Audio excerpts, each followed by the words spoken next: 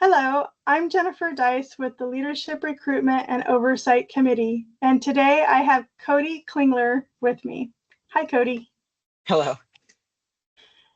Cody, question one. How do you plan to encourage and solicit club members to volunteer and serve the club at any and all levels? I think it really comes down to having some sort of document in place that talks about the role, like a job description. And so a lot of people don't understand the time commitments or even really what the role is. They just know that they want to volunteer and are willing to do whatever anyone asks them. So having some sort of roadmap in place to let them know that, hey, it's going to take, 15 hours a week or 20 hours a week, and here's exactly the tasks that you're going to be doing would be crucial to someone being informed on what it is that they're going to be doing before they even volunteer for that role. Absolutely. Thank you. Question number two. Developing a comprehensive training program has been one of the topics repeatedly discussed at the annual strategy meeting and included in the club's strategic plan. How would you establish and promote a training program and schedule the training of incoming officers at all club levels, local, regional, and international? So, as you mentioned, it's been discussed, but it's never been written. And so, I think one tool that I think we'd have to use to actually make this happen is to use AI. I use Chat GPT almost daily in my job to write, various documents and training materials and whatnot, and find that that has been an awesome tool to be able to create what it is that we'd be looking for. And you can set the parameters, which is great. Then it's just a matter of kind of putting it into place and getting feedback from the people that are using that document and learning about it and making tweaks kind of as needed, but it has to be there before you can actually do it. Great, thank you. Question number three. What are your ideas for member recruitment and retention? I wish I had an answer and a good one. I've been membership chair, and that's one of the problems that I face even at the local club is how do we get members but also retain them. And I will say that the Explore program, which I had at the beginning stages had a hand in developing, has been a great resource for us to be able to gain new members.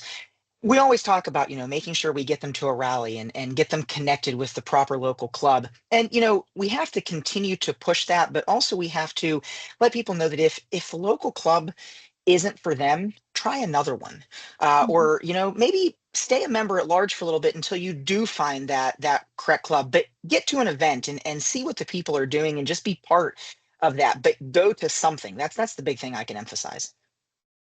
Thank you. Question four.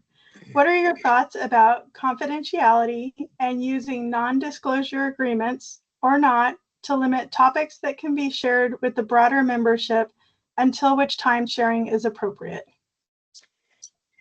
There are aspects that I do believe within our club are important to have some sort of non-disclosure or confidentiality about, and one of them stems around we have employees, so if there are issues there, we need to be mindful of that. And again, member benefits is a big topic. We're gaining so many, and I know that there are sometimes some legal things with that have to kind of be kept secret until it can come to light. But I was president of one of the largest alumni organizations, the Penn State Alumni Organization, for a long time, and we did not have a non-disclosure or a confidentiality agreement. We were, the executive council is elected by the people, and so they trust us to be transparent because there's only 9 people on council and there's 12 region presidents, and so we have to be mindful of that as well, that they want to know what's going on as well. And I don't think there's anything outside of those two topics that really should be held in confidentiality for the club. Thank you. Question five. How would you promote communication, harmony, and relationship building between the region officers and executive council members for the betterment of the club? Again, I think it comes back to that transparency. The 12 region officers make up the IBT, along with the 9 people on council, and there has to be some sort of communication, there. And when they don't communicate, that's what causes a lot of the disharmony. And so, being able to foster those relationships with the 12 region presidents, or whatever region officer at the time, is very important and crucial. Again, the executive council is elected, whereas a lot of times the 12 region presidents are as well, but they've been in the ranks a lot longer than some people who serve on council or whatnot. And so you have to establish those relationships and try to keep that communication line open on both sides. Thank you. All right, our sixth and final question. How can you make the club accessible to the working crowd and those with limited schedules? So I'm one of those people. I mean, I'm, relatively on the younger side and still working and, have a good long time to go before that happens. But we're out almost every weekend, camping. And so I think what we as a club think is that we need to have really long events to make it worth someone's while. And that's not necessarily the case. Weekend rallies and maybe shorter caravans that would allow, working people to be able to do them. I also think we need to look at different activities for kids. A lot of the working families, they've got, a couple kids.